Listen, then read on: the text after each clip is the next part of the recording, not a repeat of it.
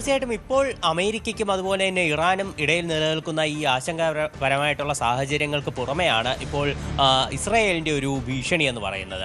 Israel പ്രധാനമന്ത്രിയായിട്ടുള്ള Benjamin Netanyahu കഴിഞ്ഞ ദിവസം അദ്ദേഹം പുറത്തുവിട്ട വീഡിയോ സന്ദേശത്തിൽ ഇറാൻ്റെയും അതുപോലെ തന്നെ മറ്റ് സഖ്യകക്ഷികളായിട്ടുള്ള യമൻ, അതുപോലെ ലെബനൻ തുടങ്ങിയ അതുപോലെ ഇറാഖ് ഇവയുടെ എല്ലാം മാപ്പ് പങ്കുവെച്ചുകൊണ്ട് അദ്ദേഹം ചില ഇസ്രായേലിന് നേരെ ഉള്ള ചില ഭീഷണികൾ വിശദീകരിക്കുകയായിരുന്നു. അതായത് അദ്ദേഹം പറഞ്ഞിരുന്നത് ഇറാനും അതുപോലെ തന്നെ അവരുടെ സഖ്യകക്ഷികളും തങ്ങളെ ശ്വാസം മുട്ടിക്കാൻ ശ്രമിക്കുകയാണ്.